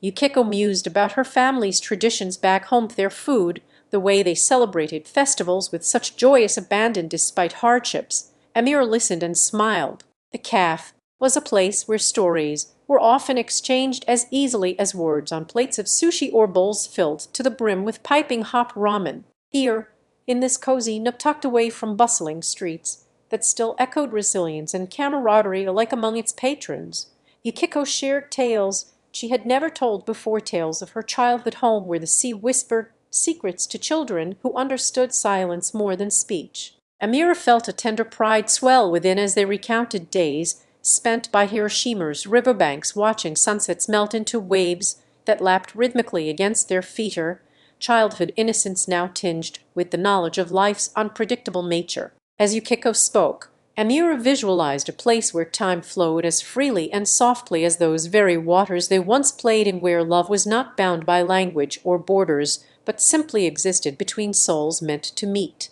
The evening waned into the depths of night when gentle footsteps echoed down Hiroshima's alleyways, leading Amira back towards their quaint room above a vintage bookshop that smelled faintly of aged paper and dreams yet unwritten, or safe haven where stories were as much about tomorrow as they were yesterday. Here, in this modest abode lined with books whose spines held tales, both mundane and profound, Amira found solace alongside a collection of memories that would serve them well into the future's embrace. As Yukiko prepared for her journey home to family awaiting just beyond Tokyo's reach, a city she had come to love, but whose expanse felt sometimes too vast and cold after Hiroshima's warmth, Amira knew that their time together here was nearing its close. Much like the setting sun now surrendered fully to night, they shared a final embrace under cherry blossoms wilting at dusk's approach. It felt both an end and a promise of return in seasons yet unseen, as petals fell softly around the mass silent vow that their friendship, though physically apart, would remain everlasting within the heartbeat pulsing through Hiroshima's streets. Amira assisted Yukiko with her belongings one last time before she departed for Tokyo's embrace and back into family folder journey that had brought them together, but now called for their separate paths to weave individual stories of growth, reflection, and love anew. As Amira watched the train disappear around a corner in the distance, her heart felt as though it too were being, as twilight descended upon Hiroshima with its gentle hues of purple and orange painting a serene backdrop. Amira found herself wandering aimlessly among her beloved books. Each spine told stories far beyond their physical pages, from ancient samurai battles to tales of the modern woman in Japan's evolving society. Her fingers traced over titles she had read time and again until a certain leather-bound book, worn by frequent handling yet always cherished for its depth, caught her eye once more. The cover bore an image that transcended a racer delicate lotus flower in full bloom amidst the ruins of Hiroshima's past. It was The Lotus and the Bomb, a memoir intertwining personal loss with historical tragedy, which Amira had read together with Yukiko. Amira settled into her favorite armchair by the window, where dusk now began to settle over Hiroshima like a soft blanket of gold. She opened The Lotus and the Bomb, letting its words once again seep deeply into her thoughts, intertwining with those shared between herself and Yukiko, a bond that had formed not just from their love for books, but also from understanding each other's hearts beyond language barriers. In Chapter 23, Amira embarked upon a journey of introspection in the quiet hours after sunset, When Hiroshima's heartbeat slowed to match its pace, with her own a rhythm that felt increasingly like hers alone as Yukiko prepared for Tokyo's embrace. She reflected on their last shared experience, where amidst cherry blossoms and fading light, they had exchanged promises of togetherness despite the physical distance between them. As Amira closed her eyes, she could still feel the warmth that once enveloped both Yukiko's presence beside hers under those blooming flowers, a moment where time seemed suspended in shared silence and understanding. The memoir before her offered a hauntingly beautiful testament to resilience amid destruction. Amira found comfort knowing she, too, had the strength within herself to face new horrors alone after Yukiko's departure for Takayor City that felt like both an ending and another beginning in itself. The stories of survivors who rebuilt their lives from rubble were not just accounts but lessons Amira would carry forward as she ventured onward, her heart a repository brimming with details exchanged between herself and Yukikar, treasure trove that transcended cultural divides to forge an indelible bond. As night encroached upon Hiroshima's skyline, Amira contemplated how their friendship was like cherry blossoms themselves, ephemeral yet enduring in spirit, separate entities blooming into a shared experience that would not fade despite the distance between them or time itself. She felt an aching part of her soul yearning for Yukiko's comfort, but she also understood that their lives were chapters being written individually, each page rich with personal growth and self-discovery prompted by this unique connection they had fostered together in Hiroshima's embrace. With a sigh reflecting the day's endings as well as beginnings, Amira acknowledged that their paths might diverge geographically but would continue to cross within her memories and dreams, her constellation of moments they had shared beneath Hiroshima's watchful skies. As night claimed its dominion over the city with a chorus of crickets, Amira closed the lotus and the balm, placing it gently back on the shelf beside her collection of memoirs, her symbolic gesture that while some stories find closure within their pages, others remain unfinished in life's grand narrative. Amira rose to dress herself for a quiet evening ahead. She would dine alone, but not without savoring Yukiko's favorite Japanese delicacies and allowing the flavors of Tokyo to linger on her tongue as if transported across seas within spoonfuls. The city's night lights began their dance, casting shadows that wove into patterns reminiscent of shared laughter, echoes from days spent, with Yukikar visual symphony playing out under the watchful gaze of stars peeking through Hiroshima's skyline. With a heart both lighter and fuller, Amira understood that their friendship was not bound by proximity but rather by shared human experiences. This bond had become an anchor within her solar constant amidst life's ebbs and flows in the city. Amira felt a sense of peace as she gazed out her window at Hiroshima's skyline, where twinkling lights flickered like distant stars reflecting on calm waters. The city had always been an anchor for Amira's heart, a place that whispered tales of resilience and rebirth to those who would listen closely enough, with their ears or open wide enough in their eyes. Tonight, as she dressed herself in simple yet elegant kimonos befitting the occasion of a quiet evening alone at home surrounded by her cherished collection of memoirs, each one carefully preserved like delicate origami cranes perched on shelves lining the walls of Amira's study nook. As she made her way to dinner, each step seemed measured and meditative, as if time itself slowed down just for her tonight under Hiroshima's gentle gaze. The aroma from Yukiko's favorite sushi restaurant wafted through the air with promises of flavors that were both familiar yet distinctly foreign to Amira, transporting her senses directly back to Tokyo, where their friendship blossomed amidst bustling streets and neon-lit alleyways. The mere thought was enough for a soft smile tugging at her lips. She knew this city had been the witness to both of them finding solace in one another's company during times when worldly concerns seemed too heavy even for their combined spirits. Amira settled into her seat, and as the first course arrived, their delicate plate piled high with impeccably prepared nigiri sushi adorned with vibrant toppings of pickled vegetables that burst in flavor, on every bite Tesh felt a warmth enveloping her heart. The chef's skillful hands had crafted each piece as if they were works of art, meant not only for the eyes, but also designed to be enjoyed by those who would savor them slowly and truly feel their essence deep within. Between bites punctuated with appreciative sighs from Amira's lips, her language all her own when it came to expressing gratitude towards simple pleasures that life offered generously without asking for anything in return, she felt a familiar presence around the table. Yukiko herself had arrived. Their eyes met across an empty seat where they sat last evening together, but now shared this moment, alone under Hiroshima's watchful Skistvo souls connected by threads of memories woven through time and space, yet finding themselves sitting next to each other in a single quiet restaurant, as if the universe had conspired for their paths once more to intertwine. Yukiko's delicate hand reached across the table, touching Amira's with an understanding smile playing on her lips, or silent acknowledgement of shared experiences that neither needed words nor explanations beyond a glance or gesture capable of conveying volumes about their unspoken bond, friendship rooted in human connection rather than mere physical proximity. As they continued to dine, exchanging stories without the need for spoken dialogue, a gentle nod here and an encouraging smile there, as Amira regaled her friend with tales of Hiroshima's history interlaced with personal reflections on their friendship's journey through life together. Both women shared heartfelt laughter that echoed between them like a melody, resonating in the air around the table before fading into content sighs,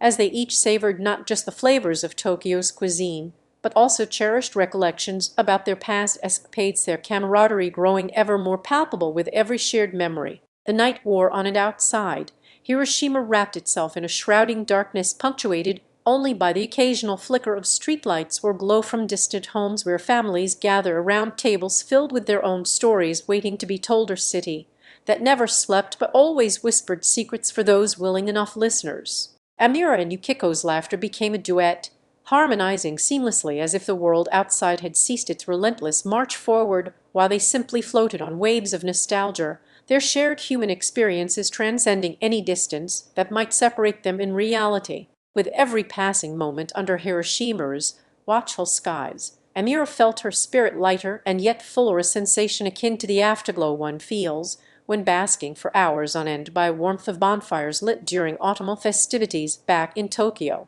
The city seemed like an old friend whispering tales into their ears while they both reveled within its. Amira and Yukiko found themselves enveloped in a cocoon of shared history as they recounted tales that had begun to weave into their very souls, threads pulled from the fabric of Tokyo's vibrant culture. As if by some unspoken agreement, night after night Amira would reach across the table and trace Yukiko's hand with hers when a particular memory took shape, or tender reminiscence about an unexpected encounter during their college years that had brought laughter to them both as carefree students in Tokyo's neon-lit streets. One such night, Amira would smile warmly at the recollection of how Yukiko's quick wit and sharp tongue led her into a playful duel with Hiroshima's most notorious street performer, known for his miming skills or memory that had since become legend among their circle. As they laughed, Amira would watch as though time was playing tricks on them.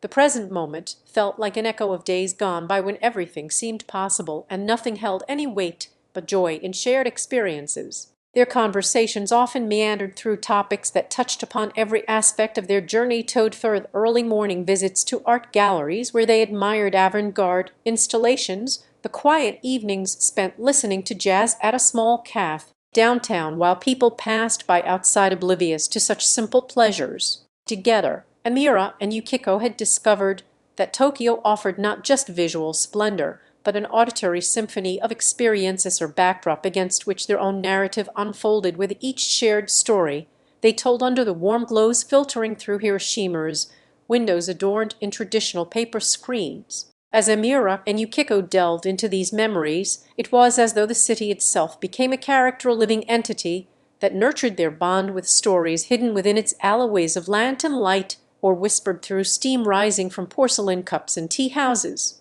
Their laughter would rise and fall like tides influenced by Tokyo's heartbeat, intertwining tales of resilience during the city's darkest days when they had sought solace at a small cafe near Hiroshima Castle after an overwhelming day navigating history for their joint thesis project. Within these shared experiences lay not just echoes of Tokyo's past, but also reflections on how Amira and Yukiko, too often lost in the bustle of city life, were wrapped up within the pages of books they devoured with fervor as nighttime avid readers, had unknowingly been cultivating a friendship that transcended time. Their connection became evident when one quiet afternoon found them atop Tokyo Tower's observation deck, towed for a bond so profound it seemed to draw inquisitive glances from passers-by who sensed an intimacy between two figures lost in conversation unaware of how their shared laughter and exchanged stories could weave such a tapestry. As the city transitioned into nights with stars as bright as Tokyo's ever-present globe access, a peculiar sight to behold after months spent under cloudy skies back home in Europe, Amira felt an awakening within her chest, one that resonated deeply through Hiroshima's evening air. She had never imagined the depth of contentment and belonging she would find here with Yukiko as companions on a journey beyond mere acquaintanceship to something more profoundly human. Friendship fortified by years spent wandering among Japan's whispering alleys, echoic temples, subway tunnels pulsing with life's rhythm. Their shared exploration led them from the historic Edo-Tokyo Open-Air Architectural Museum, where they stood in awe of timeless traditional structures alongside futuristic designs that challenged perception or physical representation of their evolving friendship through seasons and years alike, encapsulating Tokyo's essence within its walls. As dusk would settle upon Hiroshima, the two friends found themselves at an art exhibit displaying holographic projections by a local artist that depicted scenes from both Amira's homeland of Europe and Yukiko's childhood memories in Takayo, a convergence of worlds within glass walls. On days when rain painted patterns on windows, the pair would seek refuge at cozy cafes, where musicians played melodies that seemed to narrate untold stories from centuries past or whispered secrets known only to Hiroshima's ancient streets. Or symphony of as twilight embraced Hiroshima with its gentle coolness and a palette of dusky hues. Amira's heart found solace in Yukiko's warm presence at her side, or comfort that transcended the mere physicality between them. They shared an unspoken bond as they meandered through streets lined with lantern-lit shops and quiet cafes where time seemed to slow, inviting reflection on their journey thus far. It was in one such cozy establishment nestled near a tranquil garden that the two friends paused for tea, its steam curling into delicate patterns before dissipating, as if trying not to disturb this shared moment of peaceful respite between worlds and wonderings. The scent of jasmine intertwined with green tea, creating an olfactory tapestry reminiscent of both the ancient Kyoto gardens Amira had once roamed in youth and Tokyo's own lush embrace, which Yukiko knew so intimately from childhood stories her grandmother would recount. Amira let out a contented sigh, feeling as though she were cradled within the arms of friendship itself, a sensation that seemed to hum in harmony with Hiroshima's evening breeze and rustling leaves overhead. She found herself reminiscing about her homeland's rolling countryside fields under a vast sky, now seemingly at odds, yet so beautifully complementary to the neon-splashed urban sprawl that cradled them together in this foreign land of discovery. Their conversation flowed easily as they sipped their tea and watched rain begin its dance outside, a gentle reminder from nature itself about impermanence, growth, renewal, all elements deeply rooted within the Japanese culture Amira had grown to admire during her time here with Yukiko. It was an exploration of life's transient beauty that they often found themselves discussing in these quiet refuges, a testament to their evolving friendship and shared experiences through seasons as diverse as cherry blossoms blooming into delicate pink petals against a stark winter backdrop, or the vibrant colors adorning streets during festivals when spirits soared high above mundane existence. Tonight's topic of discussion was Yukiko's family history and her childhood experiences growing up in Takayo, a narrative that brought forth images of a world where skyscrapers rose towards the heavens alongside temples, each structure telling its own tale through time-worn stone or gleaming glass. Amira listened with rapt attention as Yukiko recounted tales passed down from her grandmother about small market stalls and bustling city life, a contrasting picture to what she had known back home, but one that resonated deeply within the core of their shared connection, now strengthened by these narratives. As they talked, a sense of kinship wove its threads through both Amira's heartstrings as Yukiko spoke and her own. It was an acknowledgement not only to history's passage but also that this friendship had become something more, a bridge between two continents marked by different cultures yet united in understanding, respect, trust, and affection. The realization brought a tender smile upon Amira's lips as she thought of how their companionship was much like the art they had witnessed at Tokyo's Hiroshima exhibition, complex layers that revealed themselves with each passing day through shared experiences, just as holographic projections illuminated stories from afar and present. They continued to share tales late into the evening, occasionally punctuating their conversation by stepping outside onto a rain-kissed terraced droplets seeming almost like liquid diamonds in contrast with Tokyo's electric glow that flickered through windows nearby as if beckoning them inside. The rhythmic drumming of the rainfall on ancient tiled roofs provided an organic soundtrack to their dialogue, each drop a reminder of life's continuum and echoes from past generations or backdrop against which they painted memories with words instead of colors or holography. And as night deepened its embrace around them, the two friends found themselves inexplicably drawn to an open-air cinema screening that promised a rare sight. Tokyo's history told through film and invitation sealed by fate's own hand and their shared desire for cultural immersion. They settled into comfortable seats underneath umbrellas providing shade as the projector cast images of samurai battles on war-torn backdrops or scenes from Ito's Bee as they found themselves sitting comfortably under umbrella shades in a secluded garden near Shibuya Station. Amira and Hiroto felt an anticipatory thrill coursing through their veins like electricity and energy that seemed to pulse with the rhythmic heartbeat of Tokyo itself. The night's fabric was woven thickly around them as they took in the sights, ancient cherry blossoms blooming defiantly amidst neon signs, and a gentle hum beneath their feet from passing trains carrying passengers like whispers on currents through time-worn tracks that connected distant memories to present experiences. Hiroto's voice broke the serene silence with tales of his grandmother's stories about Tokyo before it became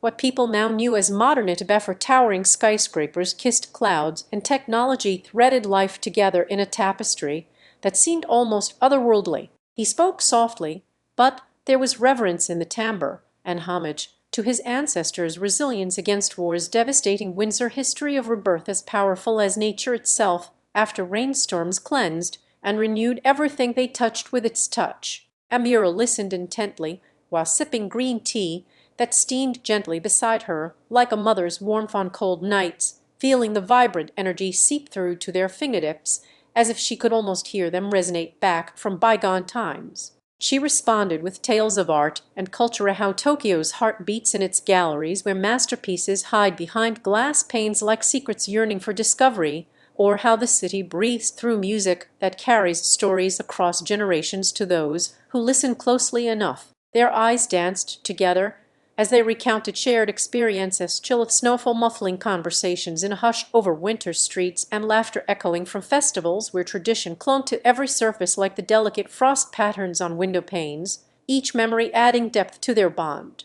Tokyo was not just geography. It became an extension of themselves, or part that lived within them as they shared tales late into nights when stars peeked curiously through clouds gathering for a fleeting visit over the city's vibrant skyline. They spoke about how stories, like rivers flowing beneath Tokyo's ancient stones, meander and merge with new narratives each day that came alive in their shared laughter or silent understanding when words failed, the connection as intrinsic to human nature as breath itself, something they sensed growing between them since first meeting on a sun-drenched afternoon at an art exhibition where Amira's eyes met Hiroto's, and he knew instantly that the strokes of her laughter were like brushstrokes painting invisible masterpieces across his soul. As Tokyo continued to unfold its many layers before their awestruck gaze, they found themselves drawn against his time, not towards art or culture, but an open-air cinema screening under a canopy that dappled moonlight on the cobblestone path leading them there from Shibuya. It promised something rare and extraordinary,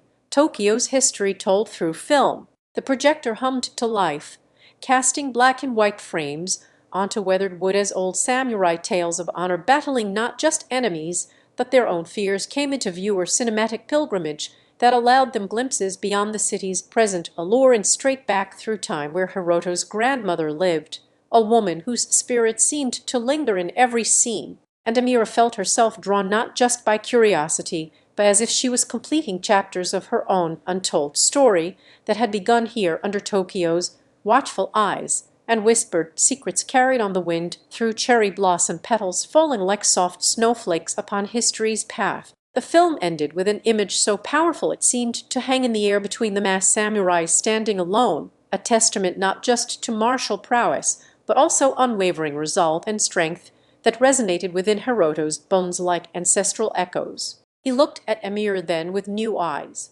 She was different somehow from when they started this journey together, not merely as companions sharing stories under Tokyo's eternal watch, now felt more profoundly intertwined in the shared experience of their travel through time and heartbeat across cultures that had always shaped her spirit like calligraphy on rice paper. As night deepened its embrace around them once, Amira turned her gaze back to Hiroto's eyes as they met hers once more under Tokyo's starlit sky, their silhouettes almost merging with each other and the night that had begun enveloping them like a soft embrace after hours of wanderlust. The image from before the samurai standing alone amidst chaos yet, imbued with an unwavering spirit, lingered in her mind, as did Hiroto's thoughtful smile and the promise he made to return this shared journey through time's doorway together once they arrived home. Time seems almost irrelevant here, Amira whispered into his ear under a cherry blossom tree where petals had begun their delicate dance in midnight air. But Tokyo always tells its stories. Hiroto wrapped an arm around her shoulders and pulled her close. The warmth of human contact mingled with cool night breeze, as if to wrap them both together. Their adventure through time continued into a quaint wooden tea-house where they found themselves sipping matcha, faces illuminated by amber lantern light against walls adorned with ancient scrolls and calligraphy of fading poets, verses about nature's ephemeral beauty. The air was thick with the scent of incense burning at a low flame in the center, its fragrance blending harmoniously with cherry wood polish that had been lovingly applied to each piece by Hiroto before they left their modern lives behind and entered this slice of history preserved through time. Hiroto's grandmother's tales came alive as he recounted stories his childhood friend, an elderly woman with wisdom etched in every wrinkle upon her face, a storyteller who had woven the threads of past and present into a tapestry that Hiroto treasured. As Amira listened to him speak about how their grandmother's stories were passed down through generations, she realized they shared not just Tokyo's heartbeat, but its soul as well, her own history intertwined with his in ways only time could reveal piece by delicate piece. The night air carried whispers of another era when Hiroto had been a child or samurai apprentice learning the way of the sword under watchful eyes and seasoned masters who saw not just potential but honor, discipline, and loyalty etched into his spirit from birth, qualities that Amira felt resonating within her own being as though she were never far removed. Her fingers traced patterns on a wooden tabletop, while Hiroto recounted tales of samurai battles where the true war was fought not with swords, but resilience and armor, of battle he had witnessed firsthand during his youthful days, spent in Edo Castle's shadowy halls. As they exchanged stories about their families' histories within Tokyo that spanned centuries of samurai lineage for Hiroto and tales from Amira's own family back home, the boundaries between past and present blurred until there was no distinction, just like cherry trees bearing witness to countless seasons, yet standing proudly in a single frame, with each story shared beneath boughs heavy with history's weighty whispers. Hiroto unveiled more of his heritage or lineage he had always known, but never fully embraced until now that Amira was part of it all the same, their love transcending time and culture like a bridge built not from steel or stone, but shared experiences rooting them to Tokyo's soul. The night grew old as they found themselves on temple grounds where echoes seemed more tangible than mere reverberations, or place that had been sanctuary for thinkers, poets, and dreamers throughout the ages who sought solace in its peaceful embrace while communing with spirits of those long past. Amira felt as if she were walking through a living museum where every stone held stories untold until this night when Hiroto's grandmother had shared them, and now he recounted tales that flowed like rivers back into the sea from which they emerge in a river of history connecting Tokyo's soul to their own. It was then Amira realized she felt not just as a traveler in time but also as an essential piece of this city's eternal narrative, her spirit entwined with its very essence like roots seeking water during drought and thunder-snow rain alike. The journey through history had brought them closer to themselves. Before leaving Tokyo's embrace for their final night together before